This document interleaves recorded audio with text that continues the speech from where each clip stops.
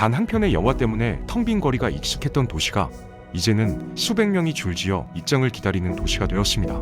바로 단종의 유배지였던 강원도 영월입니다. 인구 소멸 위기 지역이었던 이 도시가 어떻게 하루아침에 전국민 오픈런 성지가 되었을까요?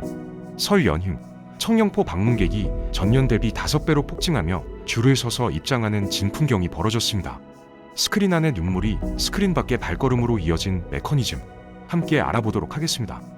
설 연휴, 강원도 영월군 청룡포 선착장에는 이례적인 풍경이 펼쳐졌습니다.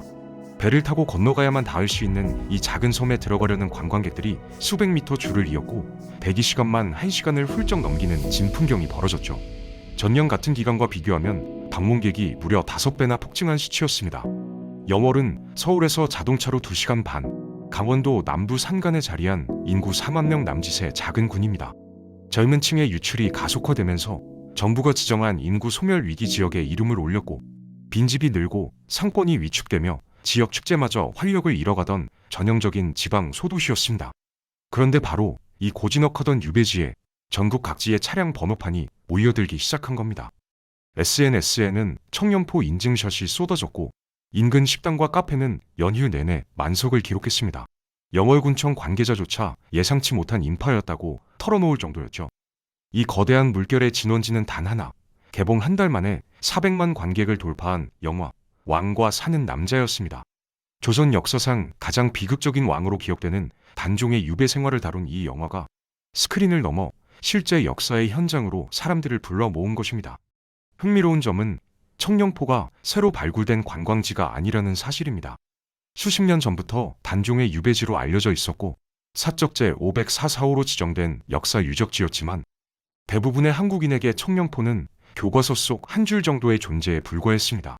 가보고 싶은 여행지 목록에 오르기엔 너무 멀고 너무 쓸쓸하고 너무 낯선 이름이었던 거죠. 그렇다면 영화 한 편이 어떻게 수십 년간 잠들어 있던 역사 유적지를 하루아침에 전국구 핫플레이스로 탈바꿈시킬 수 있었을까요? 단순한 영화 흥행만으로는 설명되지 않는 무언가가 관객의 마음을 움직였고 그 해답은 이 영화가 기존 사극의 문법을 어떻게 뒤집었는지에서 찾을 수 있습니다. 단종을 다룬 콘텐츠는 사실 이번이 처음이 아닙니다. 드라마, 뮤지컬, 소설까지 수십 년간 계유정난과 단종의 비극은 한국인에게 익숙한 소재였고 그래서 오히려 더 식상하게 느껴지는 주제이기도 했습니다. 대부분의 작품은 피 튀기는 궁중 암투와 권력 다툼에 초점을 맞췄고 단종은 그 거대한 정치 드라마 속에서 희생되는 불쌍한 소년 정도로 그려지곤 했죠.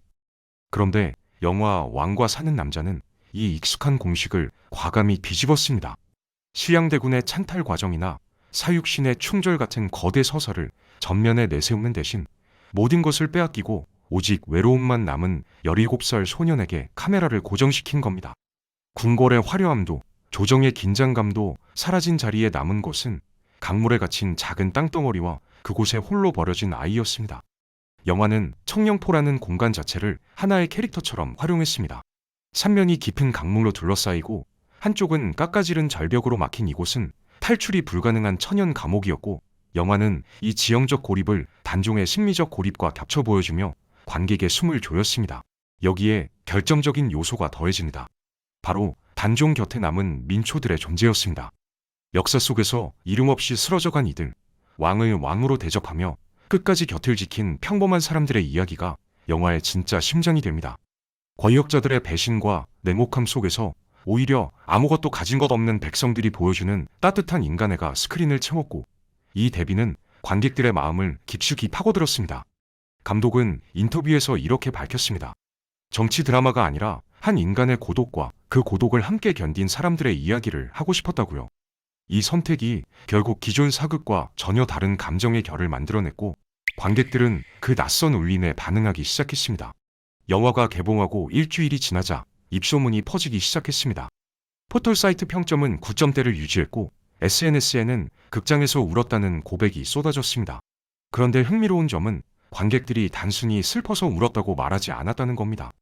정말 간만에 영화값 아깝지 않은 영화 나왔네. 진짜 억지로 울게 만드는 게 아니라 자연스럽게 눈물이 나왔음. 한 관객의 리뷰가 수천 개의 공감을 받았습니다. 이 짧은 문장 안에 이 영화의 성공 비결이 담겨 있었죠. 한국 영화, 특히 사극이나 감동 장르에서 흔히 보이는 자기적인 신파, 슬로우 모션과 구슬픈 음악으로 억지로 눈물을 짜내는 연출에 관객들은 이미 지쳐 있었던 겁니다. 또 다른 리뷰도 비슷한 맥락을 짚었습니다. 코로나 이후 극장 관객 줄었다고 말 많았는데 역시 영화 잘 만들면 관객은 알아서 몰린, 이 한 줄은 한국 영화계가 수년간 고민해온 문제의 답을 압축하고 있었습니다. OTT의 급성장으로 극장이 위기라는 진단이 난무했지만 정작 관객들은 극장에 갈 이유가 없어서 안 간 것이지 극장 자체를 싫어한 게 아니었던 거죠. 관객들의 반응은 단순한 소비를 넘어 능동적인 참여로 확장되기 시작했습니다. 영화를 본 뒤 단종에 대해 검색하고 청룡포가 어디 있는지 찾아보고 실제로 가볼 계획을 세우는 사람들이 늘어났죠. 스크린 속 감정이 스크린 밖 행동으로 이어지는 순간이었습니다. 영화관을 나선 관객들의 손가락은 자연스럽게 검색창으로 향했습니다. 청룡포 위치, 영월 가는 법, 단종 유배지 관광이라는 키워드가 포털 실시간 검색어에 오르기 시작했고 영월군 공식 관광 사이트의 접속량은 개봉 전 대비 10배 이상 폭증했습니다. 영화가 만들어낸 감정이 단순한 여운으로 끝나지 않고 실제 행동으로 전환된 겁니다. 이 현상을 설명하는 키워드가 있습니다. 바로 과몰입이죠. 콘텐츠에 지나치게 빠져들어 현실과 허구의 경계를 넘나드는 행동을 말하는데 과거에는 다소 부정적인 뉘앙스로 쓰였지만 최근에는 콘텐츠 소비의 새로운 패턴으로 주목받고 있습니다.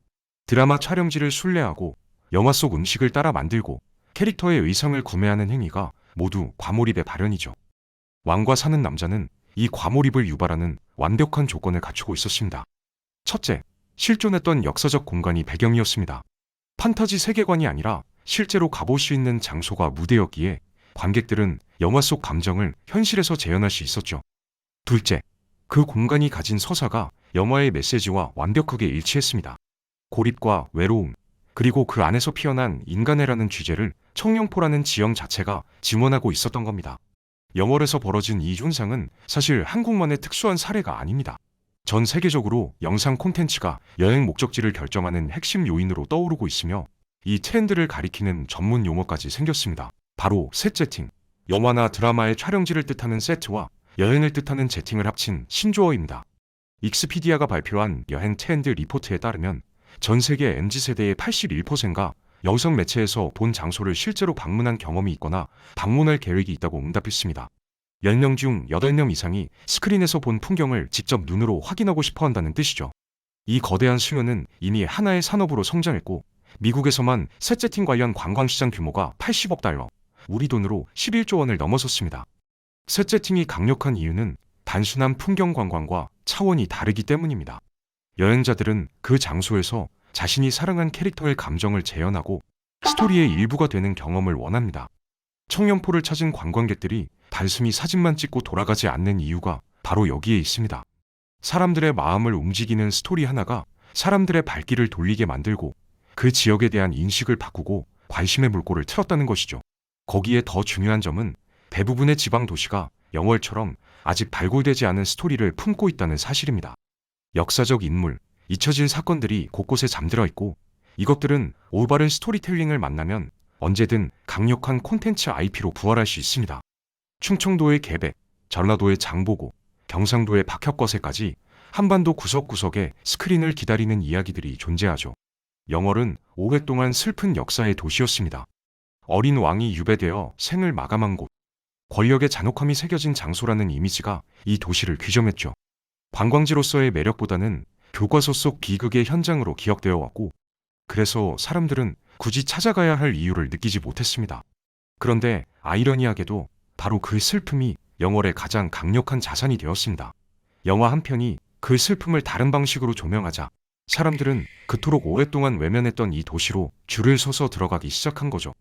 슬프고 외면받던 역사가 올바른 스토리텔링을 만나면 가장 매력적인 콘텐츠가 될 수 있음을 영월은 증명하고 있습니다. 오늘 영상이 유익하고 재밌으셨다면 구독과 좋아요 부탁드리겠습니다. 영상 제작에 큰 힘이 됩니다. 다음 영상에서 뵙겠습니다.